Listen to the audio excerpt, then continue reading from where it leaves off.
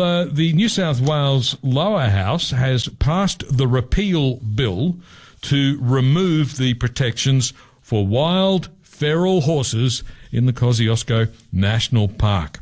Now, this has been a very controversial issue for a very long period of time. Now, I'm told that the repeal bill was passed in the lower house with the support of Labor, the Liberals, the Greens, the Independents, but not the National Party. The bill will go to the upper house next week, where Nicole Overall, New South Wales Nationals upper house member, presumably will be voting on the outcome. Nicole, good afternoon. Good afternoon to you, Leon, and that's right, the Nationals continue to fight for the Brumbies. Okay, the history of this, of course, was that it was originally John Barilaro's legislation that protected the Brumbies. Why has it been so controversial?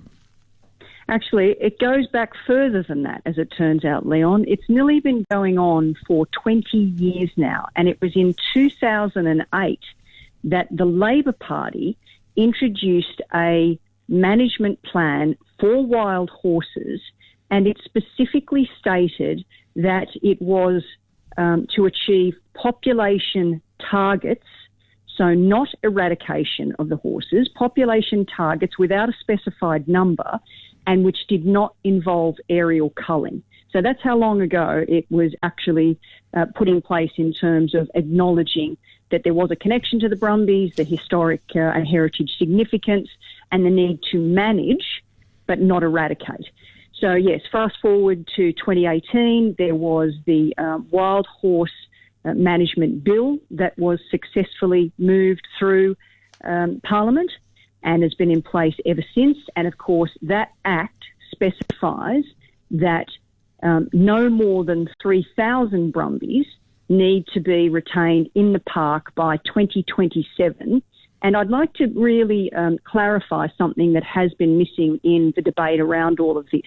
Only in subalpine areas of the Kosciuszko National Park, in historically habituated areas. So that is former grazing areas, old stock runs, those type of areas that the horses have always been in which the damage to the environment had already been done, and so therefore keeping it to a minimum. So, yes, this has been a very fractious, emotional debate that has gone on for almost 2 decades.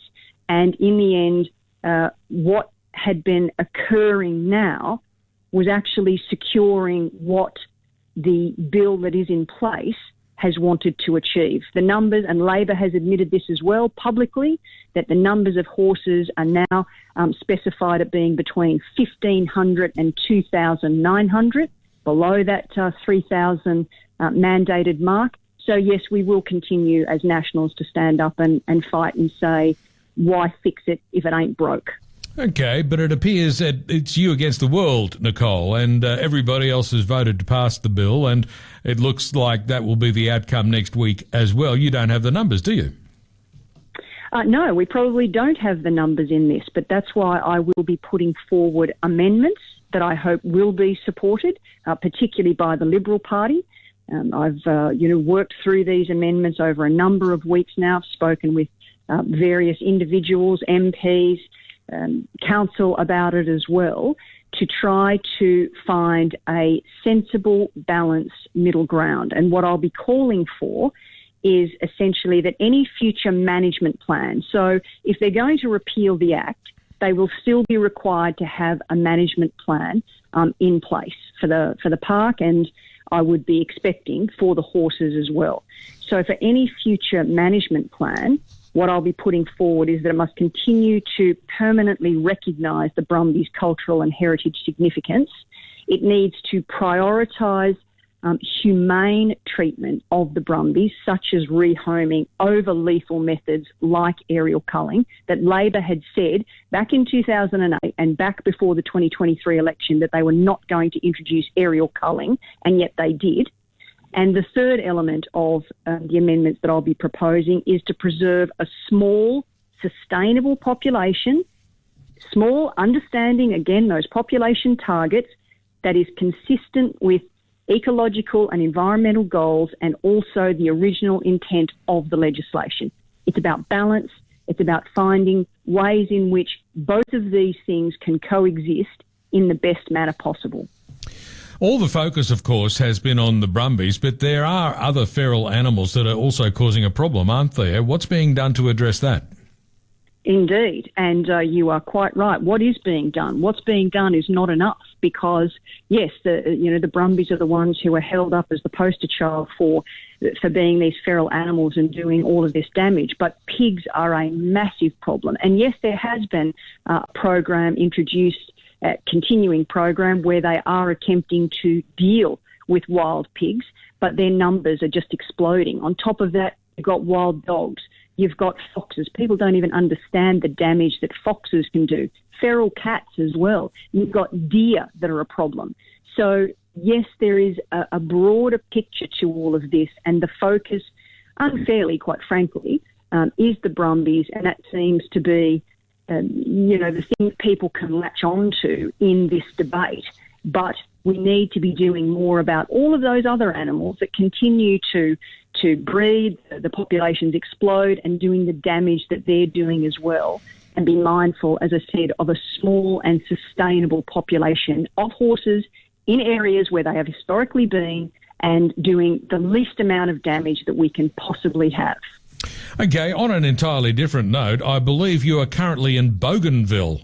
What are you doing in a tropical paradise? Tropical paradise. It is very warm and very humid, I can tell you. And yes, we're very lucky that our phone reception has managed to maintain, because it can be a little bit dicey over here. Yes, I've been here since Tuesday this week on a parliamentary delegation. As it turns out, the New South Wales Parliament has a twinning arrangement with Bougainville and, in fact, with the Solomon Islands as well. And what's happened here and why we've come over, so there's myself and there's the lower house independent member, Roy Butler, and we also have with us staff of the clerk's office from both the lower and the upper house. And they've just had elections here in Bougainville, of course, and they've elected their 5th parliament. So this is their move towards trying to secure independence for the region of Bougainville from Papua New Guinea. And we're here essentially to share experiences. They had their induction this week, so all week there's been much talk and presentations that we've been involved in about things like parliamentary privilege, how it works for a member, what your roles and requirements are. And, of course, they have a unicameral parliament, so they've only got one house. So I've also talked a great deal about being an upper house member now and the unique experience of having served in both houses and the difference of what we do in the upper house. So it's been really, really instructive, a great experience. We head back tomorrow, but such a warm and the hospitality from the Bougainvillean people has been amazing, and such a warm and lovely people. And it's been a very, very eye-opening experience to see the difference between our parliaments, but one I'm certainly glad that I took up. Yeah, fantastic. So warm in every sense of the word, Nicole. Indeed. It is most certainly warm in every sense. Thanks very much for chatting today. Good on you. Thanks very much, Leon. Thank you. Nicole Overall, New South Wales Nationals Upper House member on 2CC. It's Canberra Live.